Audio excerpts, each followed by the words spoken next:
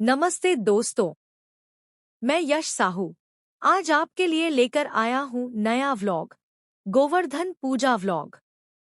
आज सुबह से ही माँ ने गाय का गोबर घर लाया और गोवर्धन पूजा से संबंधित तैयारी शुरू की। माँ भगवान श्री कृष्ण और बड़े भाई बलराम जी की मिट्टी से मूर्तियाँ बना रही थी।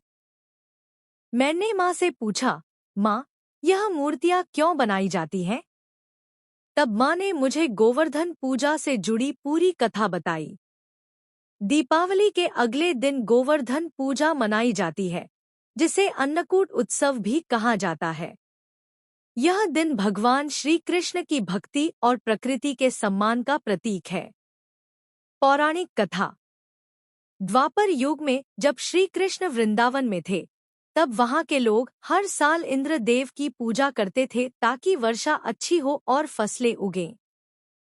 कृष्ण ने उन्हें समझाया कि वर्षा, अन्न और जीवन के लिए हमें गोवर्धन पर्वत, गायों और प्रकृति का धन्यवाद करना चाहिए, क्योंकि यही हमें जीवन देते हैं।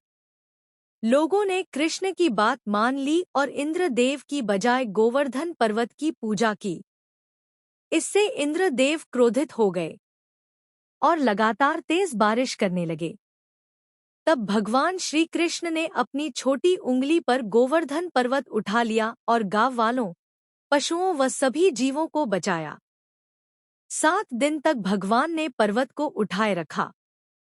जब इंद्रदेव का अभिमान टूटा, तो उन्होंने क्षमा मांगी। तब से हर साल यह दिन गोवर्धन पूजा के रूप में मनाया जाता है। इस दिन लोग गोबर से गोवर्धन पर्वत का प्रतीक बनाते हैं, उस पर फूल, दीपक और अन्न चढ़ाते हैं। कहीं कहीं अन्नकूट बनाकर भगवान श्री कृष्ण को 56 भोग का प्रसाद भी अर्पित किया जाता है। यह पर्व हमें सिखाता है कि हमें प्रकृति, अन्न और पर्यावरण का आदर करना चाहिए। या गौरी उत्सव के दौरान महिलाएं घरों या दरवाजों पर पारंपरिक प्रतीक बनाती हैं।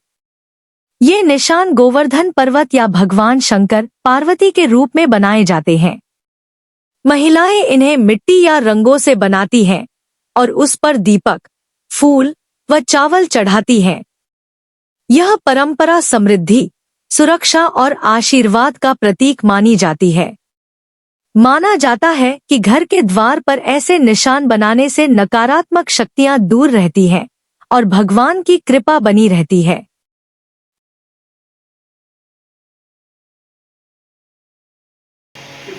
देखो वो इतनी फोटो खींचा। अंकुर आए ना।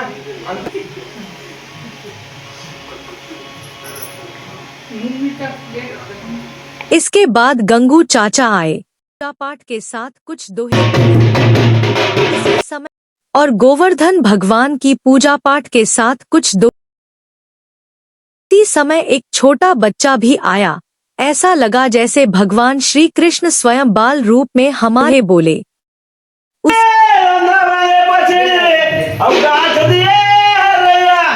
लक्ष्मी शायद रखे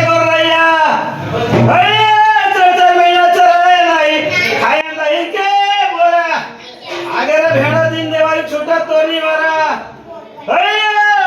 चंदन हरियर गोबर बिना गाय गाय की कोड़ हरे वर्दा है चौथीना। काटे भूल ले बोआगा जत्के बाड़े ठाकुर ठगरे नंगा बड़े पियागा। गाय के नाम से नहीं खाना, भैंस के नाम लगी ना। जेल नरमर ग्वाली ना सजी तेमा देवो। गंगू चाचा फिर मंदिर के पास गए और सबको आशीर्वाद दिया। उसके बाद मैं और शिवा की दादी पड़ोसी की गाय के बछड़े को लाने गए और उसकी भी पूजा की।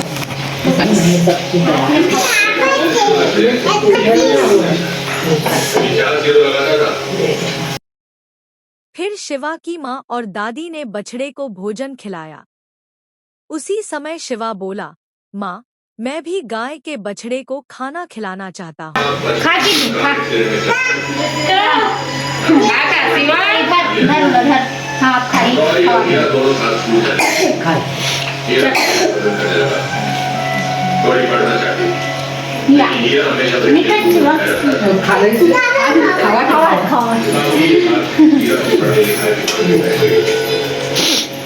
से टीके को लगा वो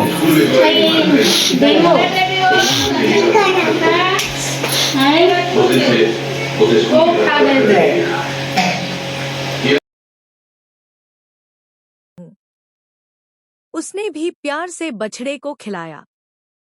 पूरा खाना खिलाने के बाद मैंने बछड़े को उसकी माँ के पास छोड़ दिया। फिर मुझे पता चला कि गोवर्धन पूजा में घर के एक सदस्य को उपवास रखना होता है, लेकिन मुझे याद नहीं रहा और मैंने खाना खा लिया था। मगर शिवा की माँ और दादी ने उपवास रखा था। उसके बाद शिवा ने अपनी माँ और दादी के साथ मिलकर बहुत श्रद्धा से गोवर्धन भगवान की पूजा की। शिवा ने अपनी दादी से कहा, दादी आप भी आइए, हम तीनों साथ में पूजा करेंगे। तीनों ने मिलकर बहुत सुंदर तरीके से गोवर्धन भगवान की पूजा संपन्न की। यह दिन हमें सिखाता है कि भक्ति केवल पूजा पाठ में नहीं, बल्कि प्रकृति, पशु और पर्यावरण के प्रति कृतज्ञता में निहित है। दोस्तों, अगर आपको मेरा ये गोवर्धन पूजा वाला व्लॉग पसंद आया हो, तो वीडियो को लाइक करें, अपने दोस्तों और परिवार के साथ शेयर करें और चैनल को सब्सक्राइब करना बिल्कुल मत भूलिएगा। कमेंट में बताइए कि आपके यहाँ गोवर्धन पूजा कैसे मनाई जाती है।